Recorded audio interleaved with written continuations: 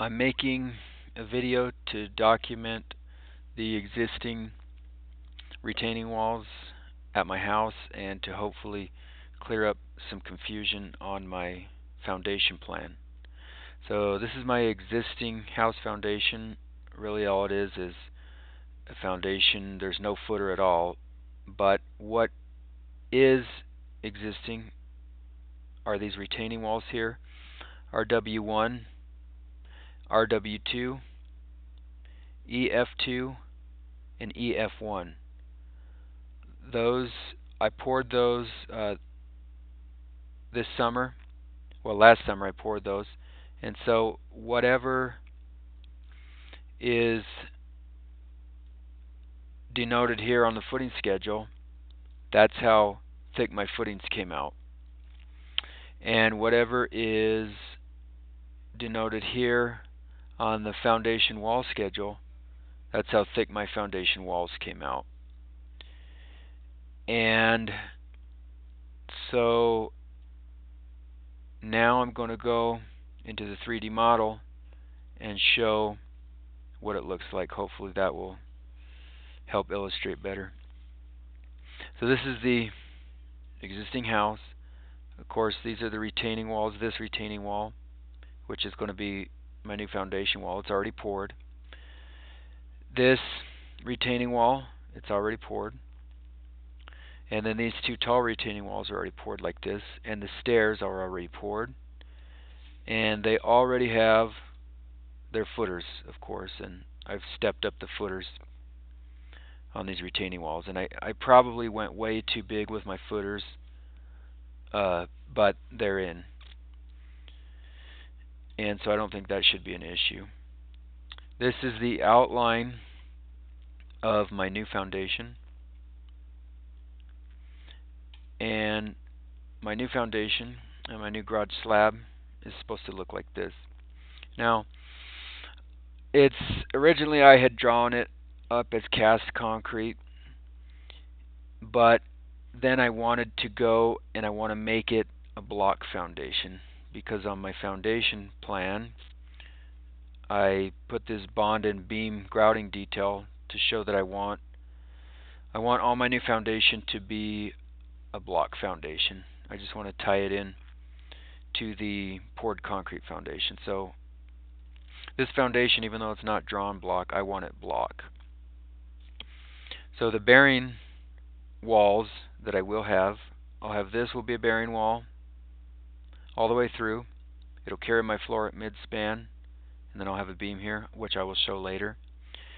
And then this wall right here will bear for the stairs. This is what the stair hole will bear around.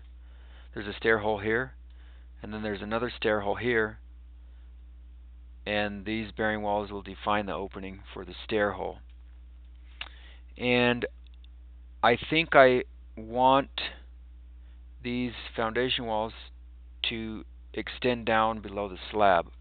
I guess my other alternative would have been to pour a footer into the slab and then just frame right down tight to the slab, but I think I want the walls to come down like this.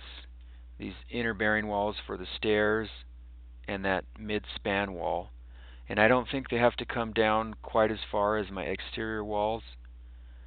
But I think I do want a more substantial connection there in case I get a tornado. Then I think I have a better chance of my house not blowing away if I have more concrete down under the earth. So let's just go ahead and plan for having these center bearing walls coming down below the slab. And now here's what my garage walls look like.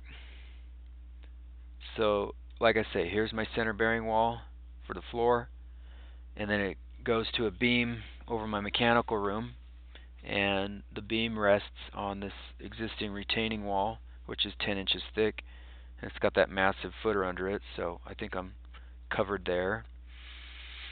Then of course my stair walls, they don't rest on the slab, they rest on these foundations, these block foundations with their concrete footers under.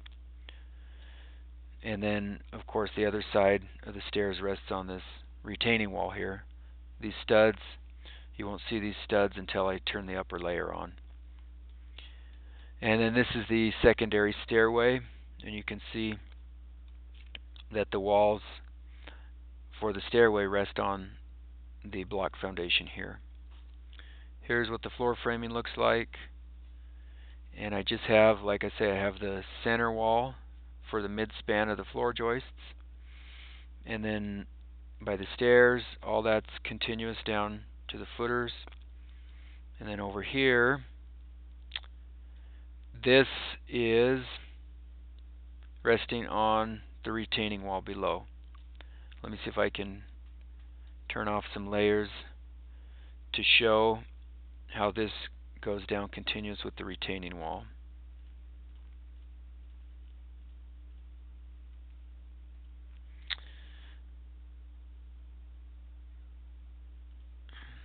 Okay, so let's see, I think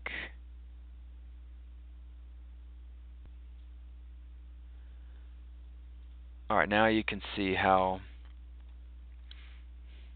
this, the upper wall, which will be an exterior wall, it'll bear right here, and that goes all the way down to this new retaining wall that I've poured, which is this one. And so then I turn on my upper walls, and you can see that that bears all the way down. I don't have any interior bearing. This is all trusses that span outer wall to outer wall. And then, of course, that hip bears on my cantilever there, which I've got a 4-foot cantilever, and the total length of the joist on the cantilever is 12 feet. So I hope that this video has been able to clarify the existing conditions on my site and clarify the existing sizes for the footing and foundation and clarify what I'm planning for my new addition.